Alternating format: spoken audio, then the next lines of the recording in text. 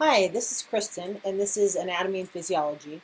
I'm going to be covering section 1.4, the last section that you're required to read in chapter 1, the OER online textbook. So I'm going to talk a little bit about anatomical terminology, and then I've already discussed the anatomical position in class. I'll discuss the directional and regional terms of the human body, the 3 cardinal planes, and I'll talk a little bit about major body cavities.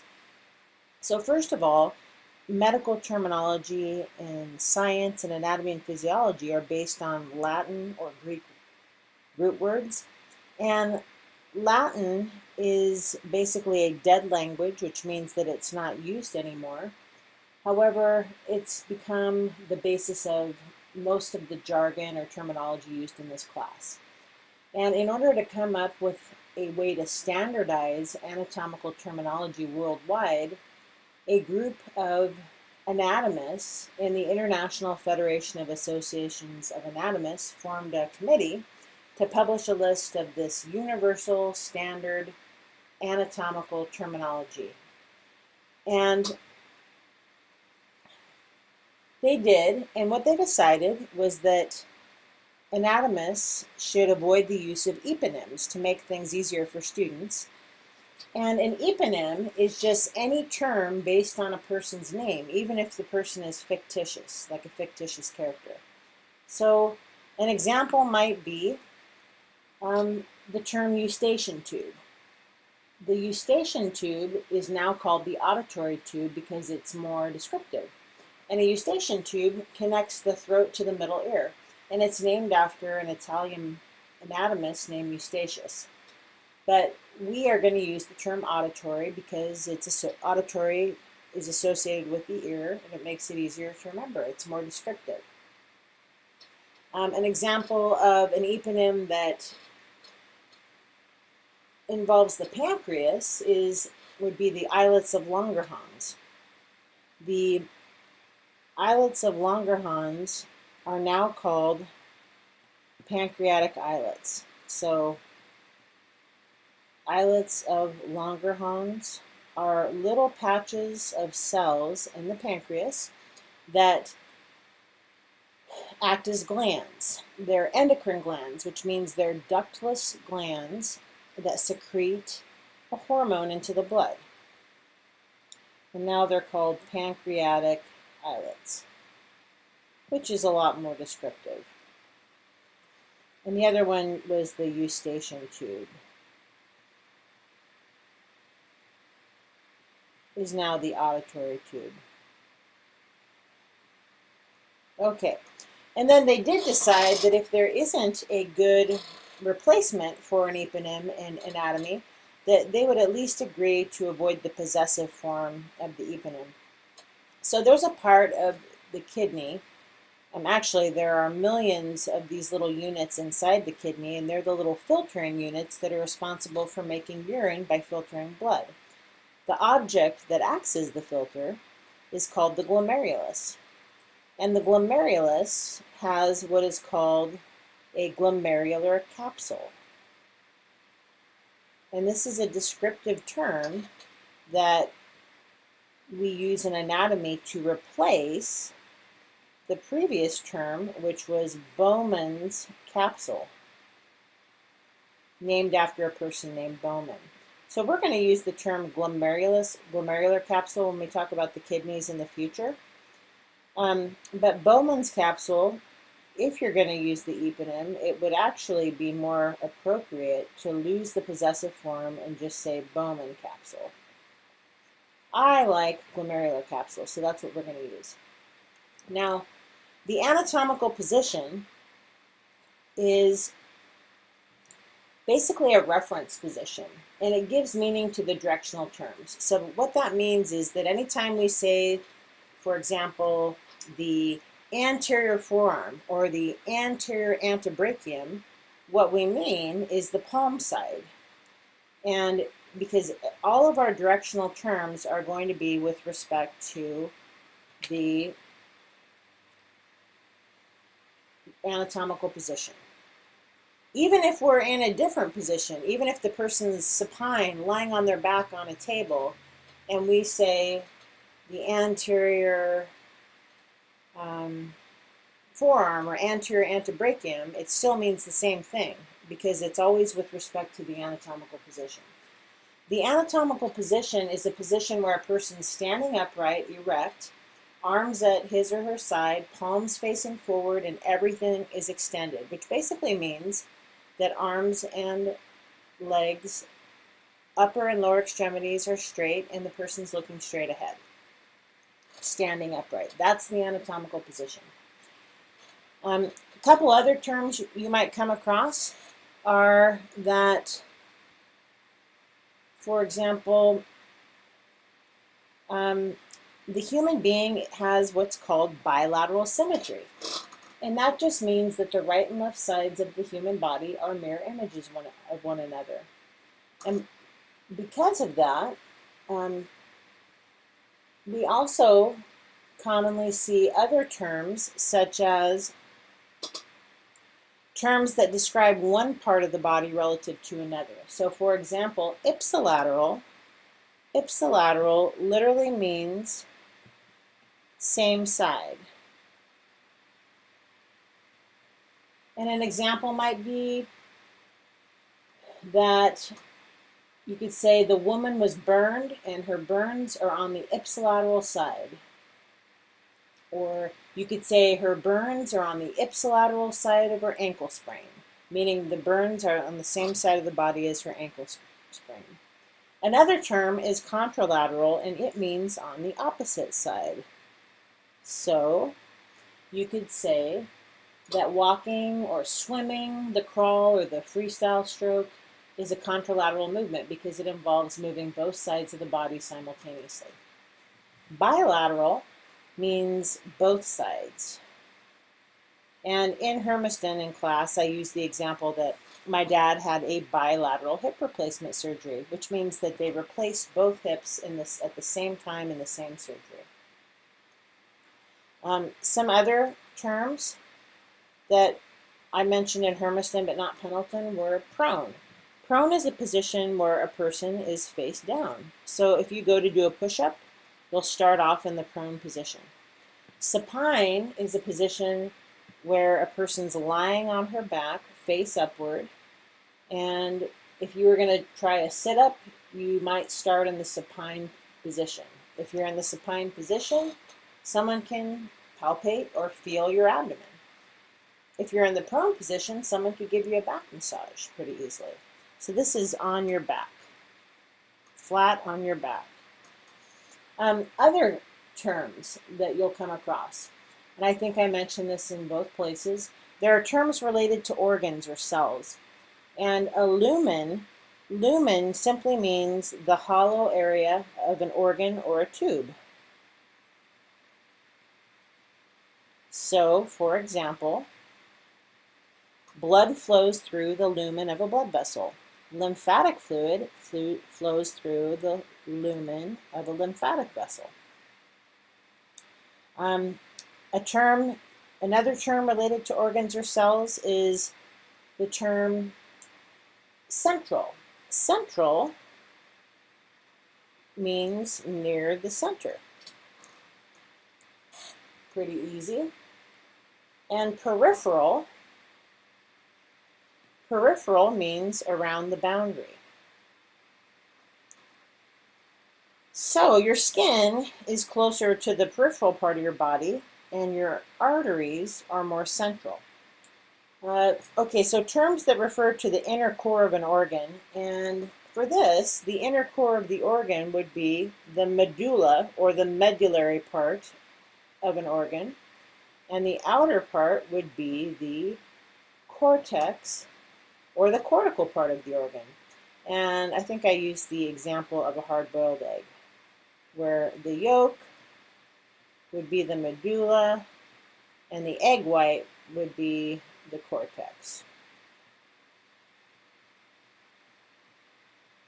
Okay, terms that refer to the base or the widest part of an organ or the narrow tip of an organ. Well, the widest, or the part of an organ, or the base of an organ, is referred to as basal. The basal layer, the basal region of an organ, and the narrow tip of an organ, that refers to the apical region. Now, if we're looking at the epithelial layer, we'll have what is called a basement membrane of an epithelial layer. And if this is a stratified epithelium, it will have many layers. And the layer closest to the basement membrane, the layer of cells closest to the basement membrane, will be called the basal layer. So this would be the basal layer, and the layer that's going to be closest to the hollow space, this would be considered to be the apical layer.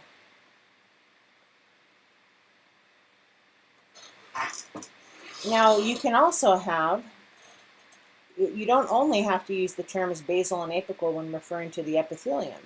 You can also use those terms when you're referring to the heart. So, for example, the heart is kind of shaped like this a little bit. And I know I'm exaggerating the triangular shape a little bit, but basically the superior part of the heart is called the base, and the point, which is tipped, is basically inferior and anterior. This would be called the apex. It's the narrower part of the organ. Okay, also, there are some terms that refer to those same terms that I just used, basal and apical.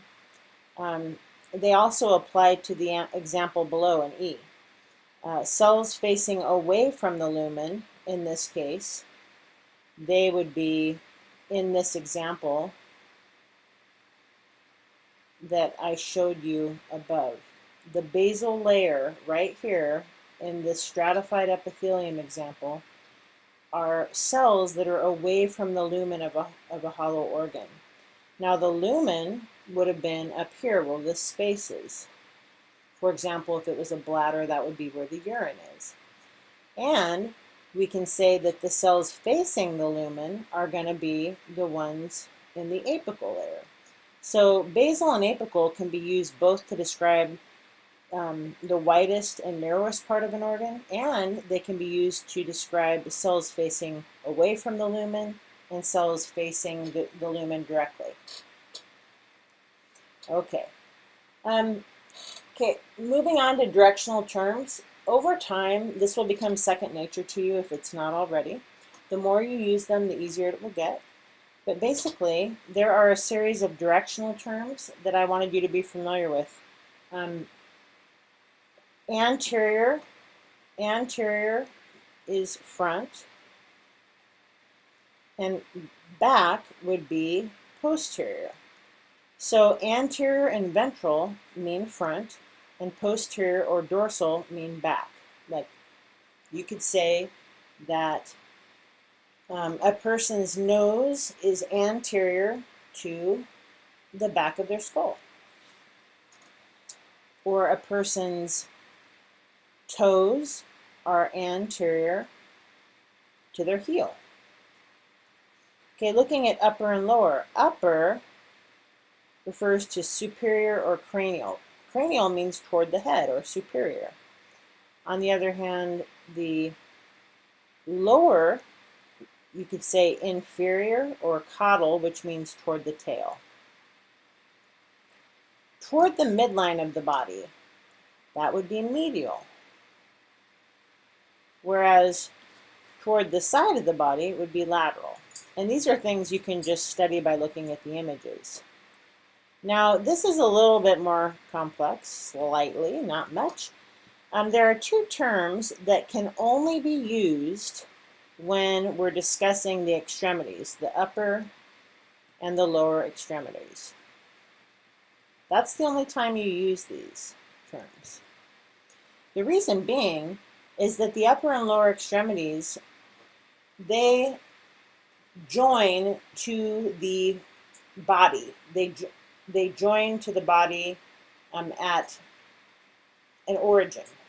Wherever the upper and lower extremities join to the main body is considered to be the origin. So, if we're talking about the upper extremity, something that is closer to the trunk of the body would be considered to be proximal, toward the trunk of the body. So, for example, the shoulder is proximal, whereas the fingertips would be distal. They're away from the origin of the part. The elbow would be proximal to the fingers, and the fingers would be distal to the wrist. Okay. I'm sure we've talked about this. Anything that means closer to the surface, you can use the term superficial. So, for example, your skin is superficial, but your bones are deep, meaning that they're farther from the surface of the body.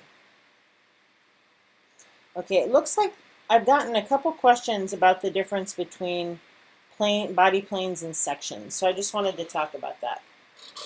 There are three cardinal planes, and cardinal basically means main planes or important planes or commonly used planes. The sagittal plane divides the body into right and left parts. Now, if that sagittal plane is right exactly along the midline of the body and it divides the body into right and left equal halves, then it's called the mid-sagittal plane.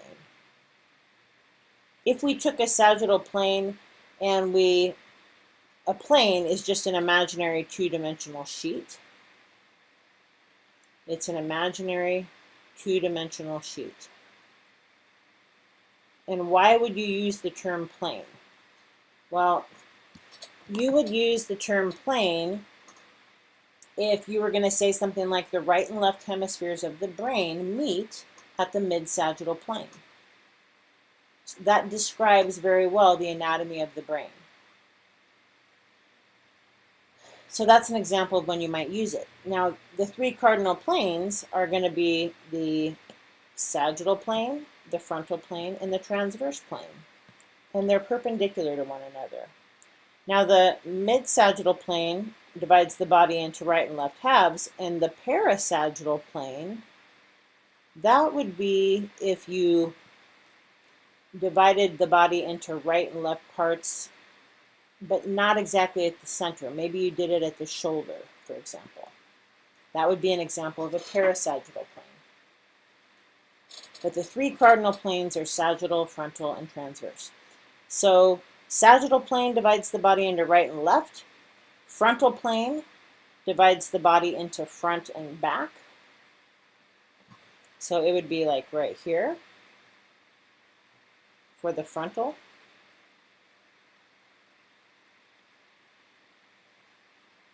The sagittal would be like right here.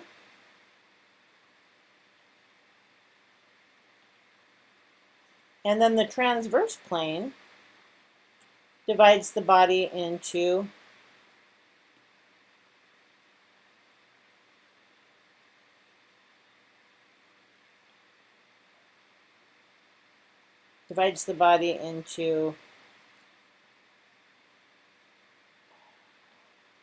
upper and lower parts. All right. Okay, now what's a section? I had a couple questions about a section. A section is just it's a slice that someone could make with a knife, for example. And a section describes the plane on which the cut is made. So if this were a cadaver and you wanted to see the inside of the skull, you might actually take a knife and cut the head into two parts. Then you could look at the inside of the skull. But you would refer to that as a sagittal section because you actually made a cut through the plane with a knife. So basically, you could just think of a section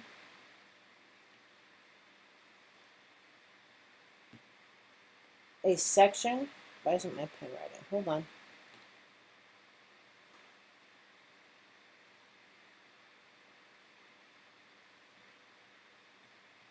A section is an actual cut along a plane.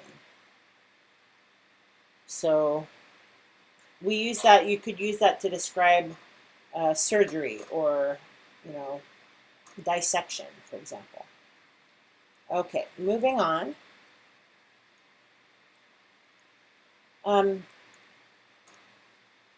There are a lot of synonyms in anatomy and physiology, and a median sagittal plane is the same thing as a mid-sagittal plane. They mean the exact same thing.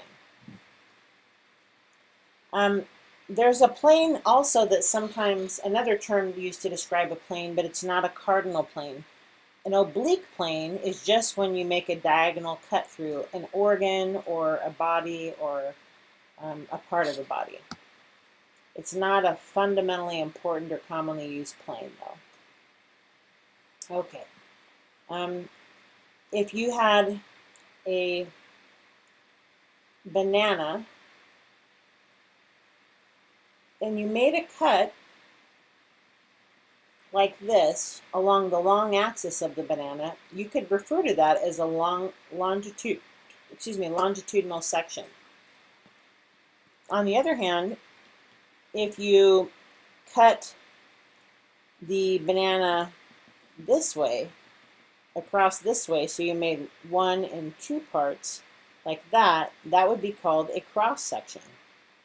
And the cross section is a cut that's perpendicular to the longitudinal section. That's what those terms mean. Now, an oblique section, that would just be some random diagonal cut. Okay.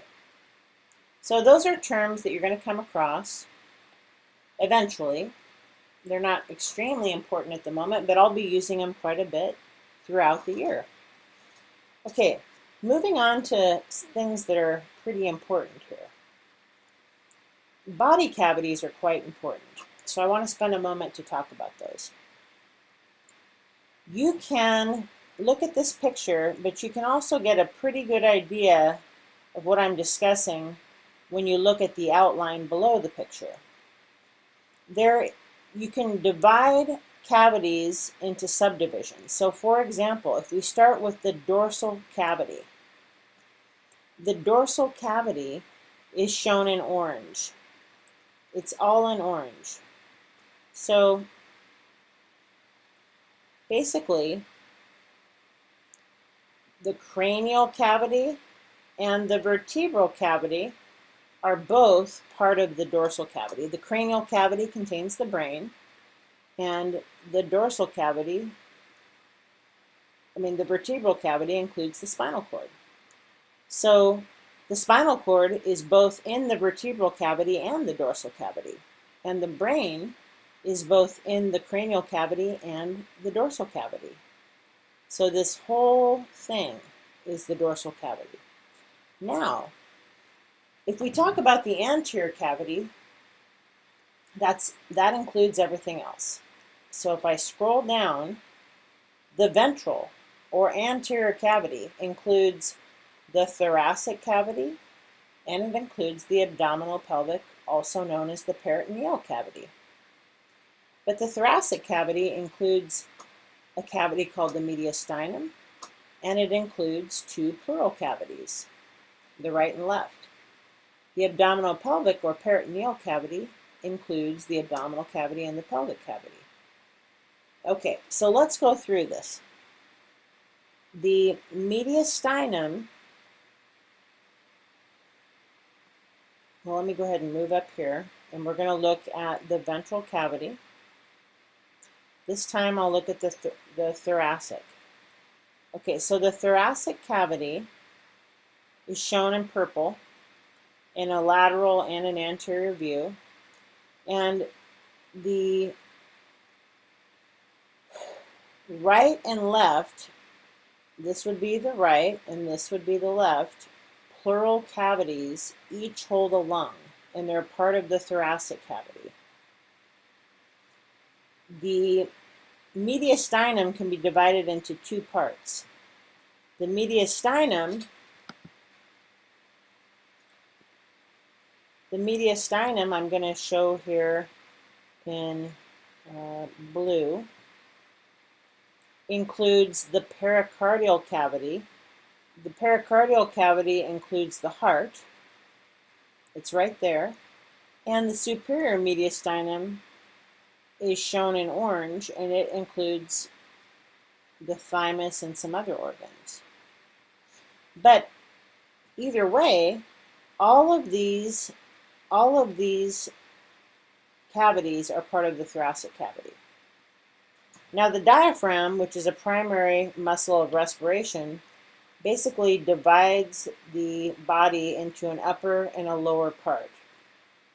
So the thoracic cavity is above the diaphragm, and the abdominal pelvic cavity is below the diaphragm. The abdominal pelvic cavity includes the abdominal cavity, and it includes the pelvic cavity below that, shown in green. All right, so the ventral body cavity includes both the thoracic and the abdominal pelvic cavities.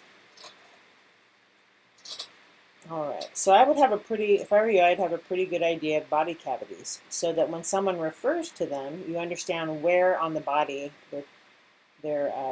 what part of the body they're discussing.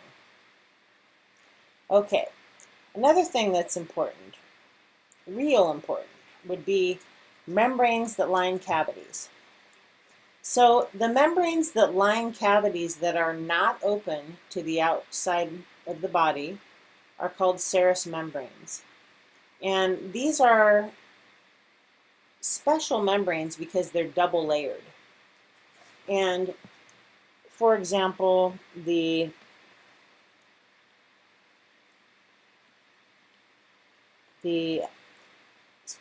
membranes that make up these cavities or line these cavities are called serous membranes. These are the double layered membranes. Serous membranes include a parietal layer and a visceral layer. And then there is this fluid, a thin film of fluid between these two layers. And if you looked at the fluid, you would see it's such a thin film, it's almost called a potential space because it's such a small space. It's just this thin film of fluid, and the fluid is called serous fluid. So serous fluid is between the two layers of the serous membrane. Now the function of this fluid is to allow these two layers to kind of slip over one another and slide over one another to reduce friction and the heat generated from friction. So basically it's a lubricant. And one example of a serous membrane is shown here below on the heart. And it resembles the picture on the right. If you can imagine the hand being the heart and the serous fluid being the airspace, and the outer layer of the balloon holding the air would be the parietal layer, and the inner layer of the balloon would be the visceral layer. Okay, now let's look at the heart. So the serous fluid is where I'm putting the S. The parietal layer is here, and the visceral layer is there. Now viscera means organ. So to me, it's easy to remember that inner layer because it's right next to the organ called the heart. The parietal layer is more on the outside. Okay, you'll notice that this is really, if you really look at it, it's all the same layer because it folds over on itself. But nonetheless, we call this the parietal layer and this the visceral layer. Now it turns out that serous membranes in certain parts of the body have their own specific names. So for example, the serous membrane that surrounds the heart, that lines the cavity that holds the heart, is called the pericardium. That's the name of the serous membrane that holds the heart. Serous membrane of the heart. It's the pericardium. The pericardial cavity contains the heart.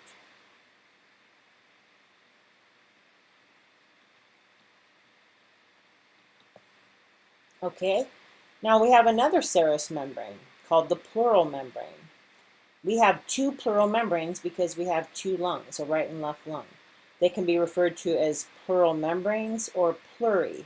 Whenever you add an E to the end of a word, it makes it plural, so it would be pleuri.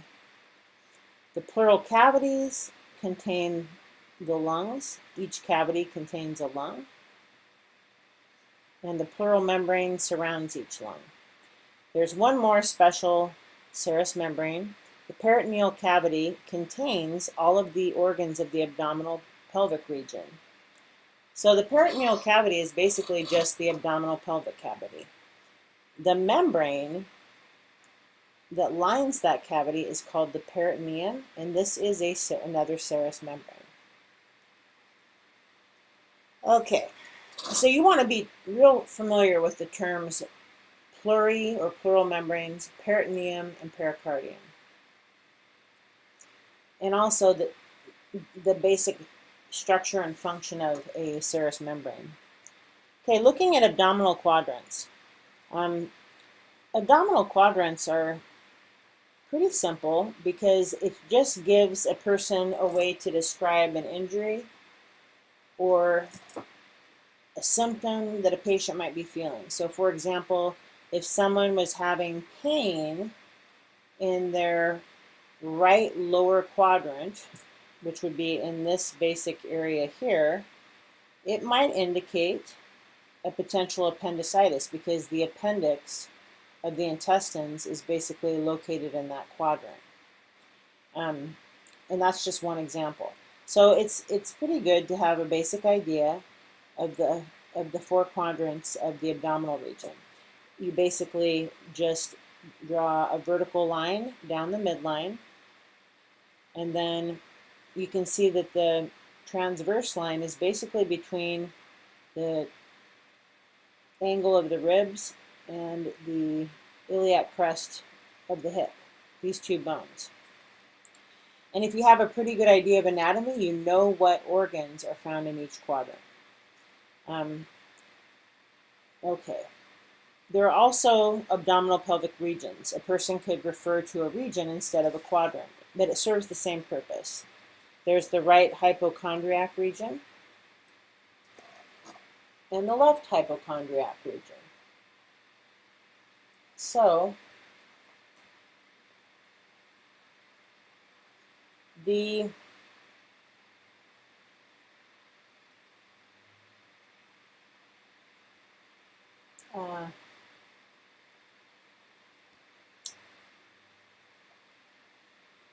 was just going to mention that the hypochondriac, I'm going to make this a little bigger. Hypochondriac means below the cartilage. Hypo is below. Chondriac refers to cartilage. And they're really referring to the cartilage of the ribs, because this right here is actually cartilage that connects the ribs to the sternum where I put the S. So the hypochondriac region on the right side is the right region below the cartilage. And then we have a left hypochondriac region over here. Epigastric means upon or around the stomach. And as you can see, this is the stomach, so this is the epigastric region in this area here. Okay, the middle regions include the right lumbar region, and the lumbar region is the lower back, and then here's the left lumbar region. The umbilical region is in the center, and this is where the umbilicus is. where they tied off the umbilical cord when we were born.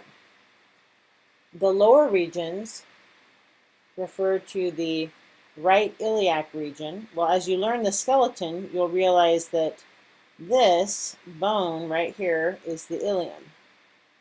So this is the right iliac region, the left iliac region, and hypogastric literally means below the stomach. So it's the region below the stomach. All right.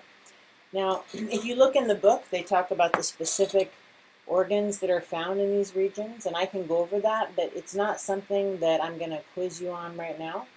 I can tell you that the right upper quadrant includes the liver, small intestines, and the large intestine.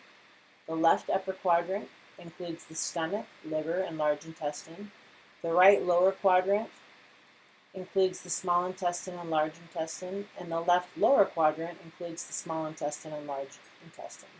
If we look at abdominal regions, the right hypochondriac includes the right lobe of the liver and the gallbladder.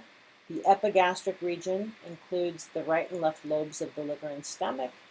And the left hypochondriac region includes the stomach and large intestine. Now, I don't expect you to memorize all that right now. That's something that you'll learn in time. The middle regions, the right lumbar region includes parts of the large and small intestine. The umbilical center portion includes a portion of the transverse large intestine and the small intestine loops. And the left lumbar or flank region on the middle left includes the small intestine loops and part of the colon. The lower regions, such as the right iliac or inguinal region,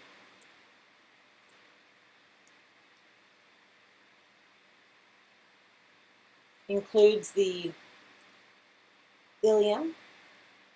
It can be called right iliac or it can be called right inguinal. And by the way, you know, not only is that bone called the ilium, but the reason that it's called the iliac region is actually because there's a part of the small intestine, the lowest part of the small intestine, called ilium as well. And that's actually why this is named that way. And those two terms are spelled differently. The bone, like the iliac crest, and then the part of the small intestine would be the ilium. So they're spelled differently. Ilium and ilium. Anyway, not important. The right iliac region includes the cecum and parts of the small intestine. And we'll learn about the cecum and all those things in another term. So this can also be called the inguinal region here in this area. And that little fold between your torso and your upper and your torso and your thigh is called the inguinal fold. So that's basically the groin region. So the hypogastric includes loops of the small intestine, the urinary bladder, the appendix, and part of the large intestine. And then the left iliac region includes the colon and the small intestine. So, like I said, don't worry too much about that right now, though. As you study, you'll get the hang of that, and you'll probably know it through practice if you become a nurse, for example.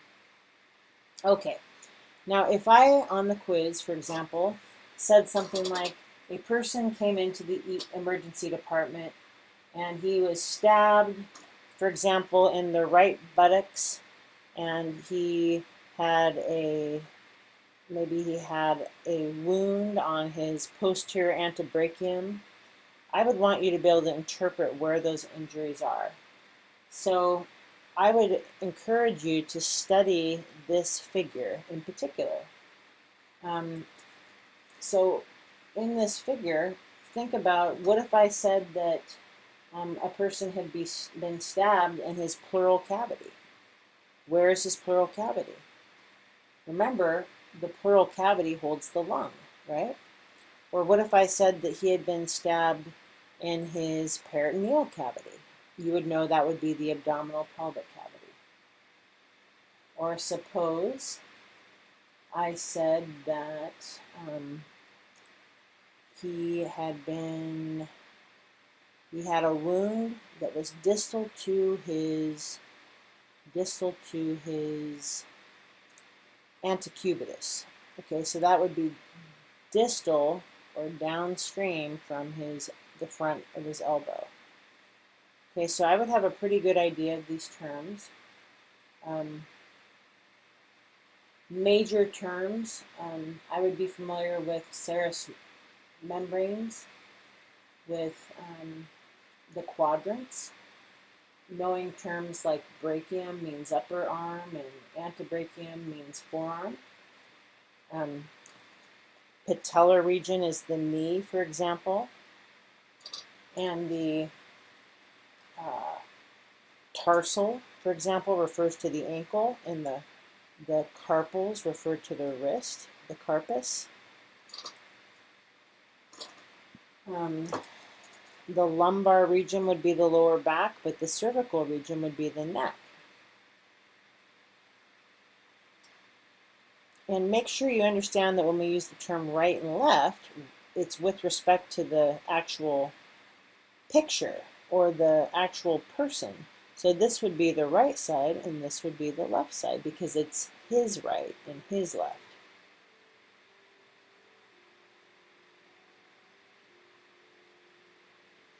Also, the term manus or manual refers to the hand. That's manus. The orbit of the eye. This could be called ocular or orbital, but the orbit is basically the eye socket.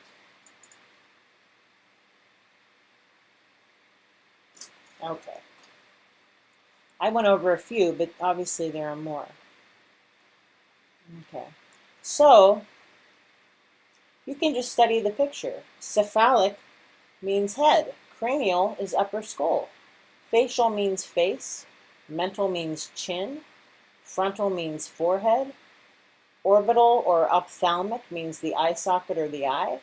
Otic means ear. Nasal is nose. Zygomatic is upper cheek. Buccal is lower cheek. Oral is mouth. Temporal is the side of the skull. Occipital means the back of the lower head. Cervical means the neck. Supraclavicular means the area above the clavicle. Supra is above, clavicular is clavicle.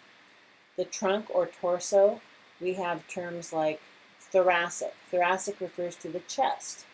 Axillary refers to the armpit or axilla. Mammary refers to the breast. Navel means around the navel or the umbilicus. Dorsal means the back or posterior. Abdominal means abdomen. Umbilical means navel.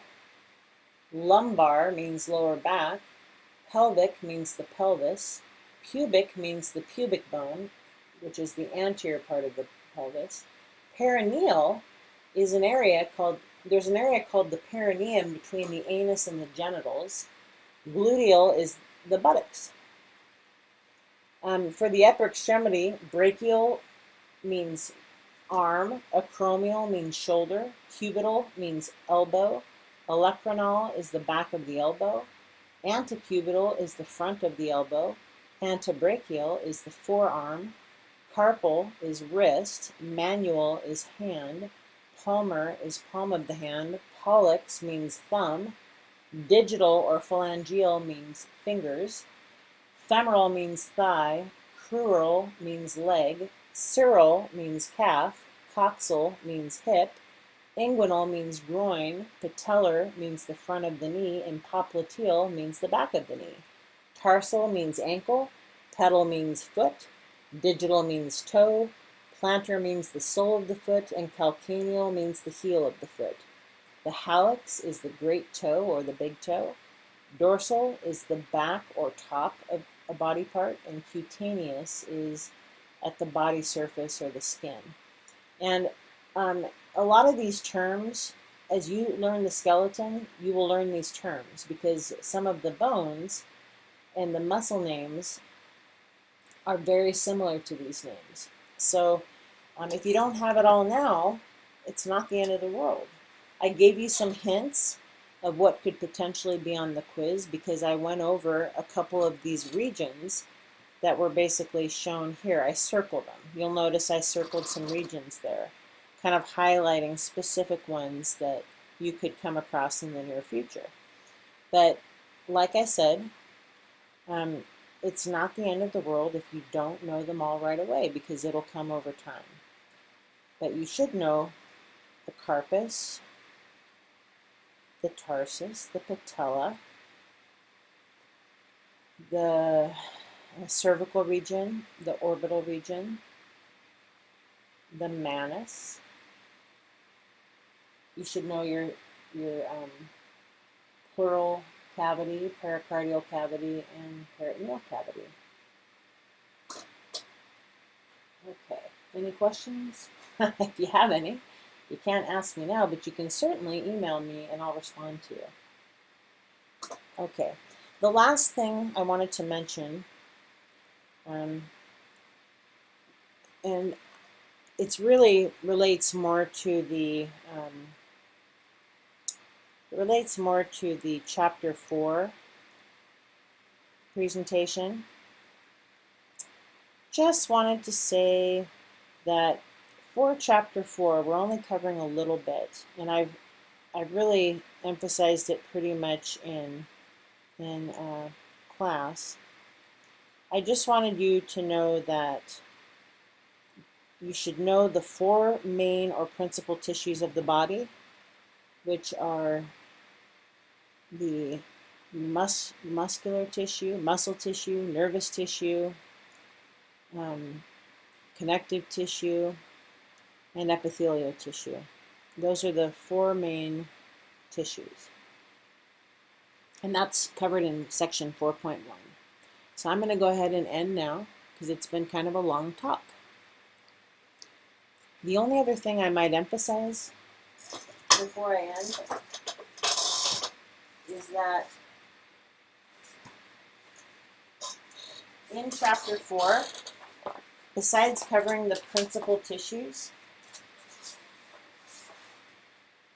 I'll do another separate little talk, but this little talk that I've just given you here shall be plenty for you to know for your quiz. The other little talk I give on Chapter 4, none of it will be on your quiz that's coming up at the beginning of week 2, other than knowing the primary tissues of the body. So this is the last talk you should worry about before your quiz, and my little short Chapter 4 talk that will be posted separately, you could watch at the beginning of next week if you wanted to. Thanks.